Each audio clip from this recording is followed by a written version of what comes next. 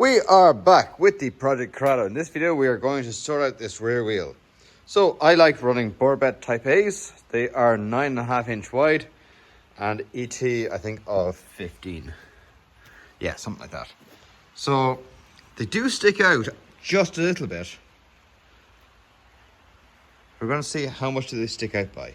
Okay, I want to see how far out do these wheels stick. So there's a piece of timber at the bottom, piece of timber at the top. And looking there, that's about what, 10 mil? But then overall, yeah, the wheels do stick out a good bit. So every time I've gone through an NCT with the blue car, these Borbet wheels have instantly failed. Here in Ireland, for the NCT, they will not let you pass with wheels that stick anyway outside of your fender or the arch. I did think, maybe will I just roll the arch? And I've seen people do that and it does work. But I think you just lose the body line because you have this lovely straight edge and you have to pull that edge up and out. And they just look a bit weird afterwards if you don't have that nice square edge to the arch. And I thought, like, well, okay, if I'm going to paint the car, could I cut it like that and just pull it out like you see with the drift cars or with those body kits that you can get for the Volkswagens? And to be honest, I still didn't like it. So I'm wondering, how do I get that wheel to go in? If I got it in, I'd pass every test or NCT. And then I thought, well, there must be a way. There must be a way. And this is what I've come up with. Okay, so obviously we've taken off the wheel, we've taken off the brake caliper, we've taken off the stub axle, so there's nothing left. We're just down to the axle. And now we're going to build it back up. And this is what I've done. So essentially this is a 6N2 Polo GTI rear axle or stub axle. And I've laid it down by 10 mil. I've put 10 mil more treads onto it. And there was a 10 mil step up here, which has been removed. So basically the entire stub axle has been reduced by 10 mil. And hopefully that will now pull the wheel into the wheel arch by 10 mil. So let's give that a go. Okay, the stub axle is now on. Now to just get the hub on and build everything else back up again. Okay, that's the hub, the brake disc and the brake caliper all back on.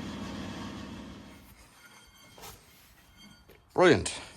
Let's give that a check. Okay, I have the wheel back on. Yeah, straight away. Big difference there. Now the Borbets are actually inside the wheel arch. We put our piece of timber onto it. And yeah.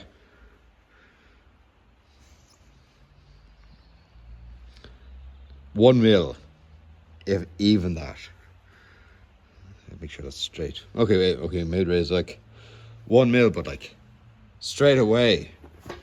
That is totally sitting inside the wheel arch. Really happy with that. That is brilliant. So you saw there, I spun up the wheel and it does rotate, and I checked in behind it between the rim and the rear axle, and now it is tight, but there is about 5 or 10 mil of a gap, probably closer to 5. But there is enough of a gap that the rim will not touch the trailing arm or the rear axle. And the neat little thing about that is, now that I can take off the stub axles, I can take off those stub axles very quickly, switch them onto this car, and now I can put the Borbets onto this car, and the wheel will actually sit inside the wheel arch. But for the moment, I'm going to stick with the BBS RCs. So yeah, I'm really happy with that. And that is looking deadly. So obviously this is my project car. It is a long, long, long way off from being finished. So just ignore all the dust on it. And yeah, have a look inside. So I'm using a Audi TT Mark 1 front seats on Mark 2 Golf rails. And yeah, slowly putting the whole car back together again. So you want to see how I'm doing this?